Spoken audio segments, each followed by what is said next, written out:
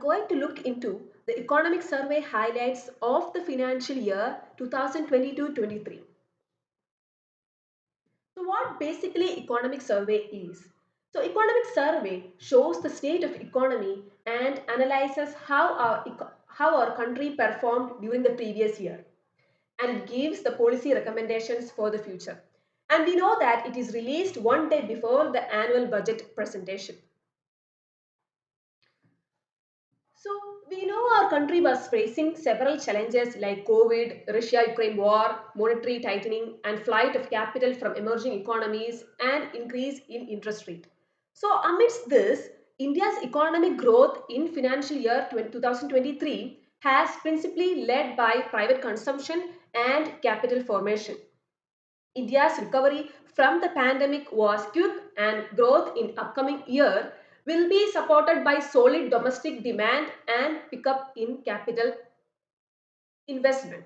So as per the IMF's World Economic Outlook, global growth is forecasted to slow from 3.2% in 2022 to 2.7% in 2023. As per WTO, growth in global trade is expected to slow down from 3.5% in 2022 to 1% in 2023.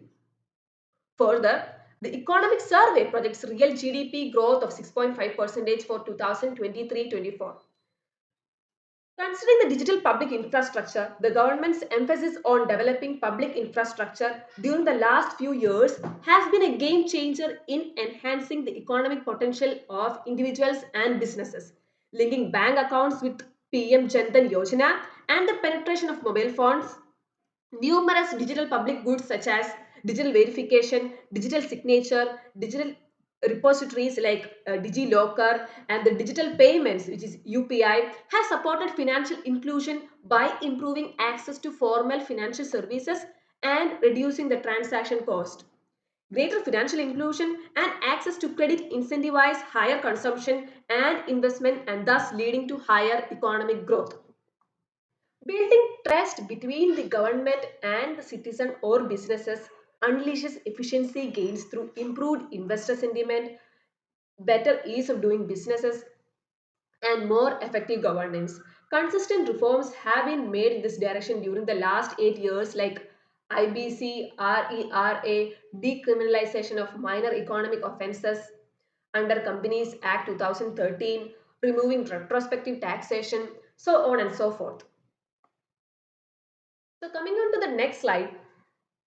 So in the last 8 years, that is from 2014 to 2022, the government's reform framework laid an emphasis on enhancing the ease of living and doing businesses and improving economic efficiency. So this will help India to grow at its potential. So if you look into this flow chart, various factors like agricultural productivity, private sector participation, trust-based governance, creating public good has helped in ease of doing business and ease of living, and this has further lead to efficient resource allocation and thus further enhancing productive potential of economy and its people. If you look into this table, you can see the key aspects of India's trade. So considering the export performance in terms of percentage, the share in world merchandise exports was 1.7 percentage in 2019, and there was a dip in 2020 to 1.6 percentage, and further it revived to 1.8 percentage in 2021. The share in world commercial services exports was 3.5 percentage in 2019, and it improved to 4 percentage in 2020, and it remained the same in 2021. The share in world merchandise plus services exports was 2.1 percentage in 2019, and it was the same in the case of 2020 also. It was 2.1 percentage, and it revived slightly to 2.2 percentage in 2021. Now, if you look into the import performance in terms of percentage, the share in world merchandise imports was 2.5 percentage, and in 2020 it fallen to 2.1 percentage, and it revived back to pre-pandemic level in 2021 to 2.5 percentage.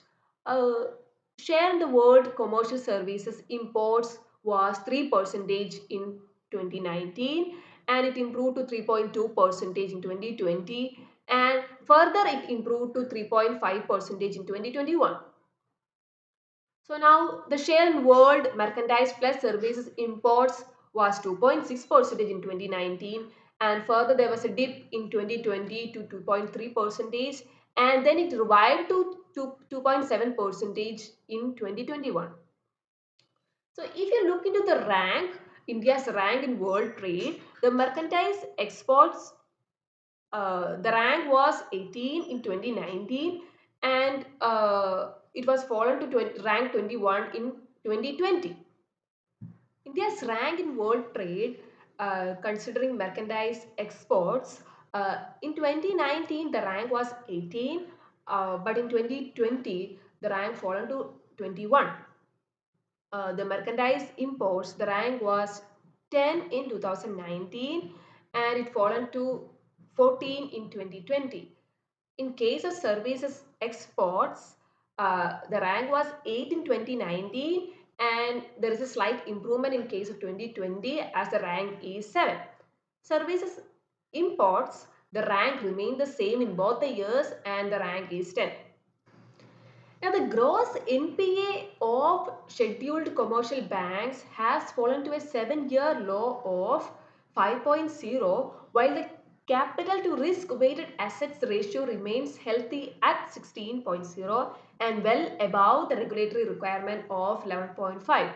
And as of end September 2022, Indian residents' overseas financial assets were $847.5 billion, and our international liabilities at $1,237.1 billion. Thus, the net claims of non-residents on India was valued at $389.6 billion, which comes out at 11.5 percentage of GDP. So, India's international financial assets covered 68.5 percentage of international financial liabilities.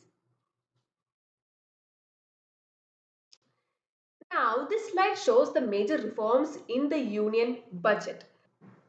Major governance reforms introduced in the union budget over the last few years that have resulted in greater efficiency in public spending. So the first one is improved fiscal transparency and realistic revenue assumptions in the budget. The union government has accorded the highest priority to improving transparency in its financial statements and accounts by bringing below the line expenditures above the line. So no extra budgetary resources were estimated for the financial year 2023. Next is the discontinuation of plan non-plan classification. The budget in 2018 discontinued having the plan and non-plan classification of government expenditure. The reform gave a greater emphasis to the revenue and capital classification of government expenditure. Next is the merger of railway budget with the main budget. The railway budget was merged with the union budget from year 2018. The reform gave a holistic picture of the government's financial position. The initiative envisaged facilitating multimodal transport planning between highways, railways, and inland waterways, which has been strengthened in the subsequent years through Gati Shakti. Finally, shifting the date of budget to 1st of February. So the date was advanced to 1st of February from 2018, and this has enabled the ministries to ensure better planning and execution of schemes from the beginning of the financial year. Further, reforms are needed to ensure that economic growth can both accelerate and be sustained at higher levels. Some of them are the deregulation and simplification of compliances should continue to dismantle the licensing, inspection, and compliance regime entirely. Next, state governments should address power sector issues and financial viability of discoms. There must be impetus to education and skilling to meet the requirements of modern industry. Further, strategies to arrest and revise the rising obesity levels should be adopted. There should be reduction in compliance burden of MSMEs. These are some suggestions to ensure economic growth. I hope this video gives you a gist of current economic survey. Thank you.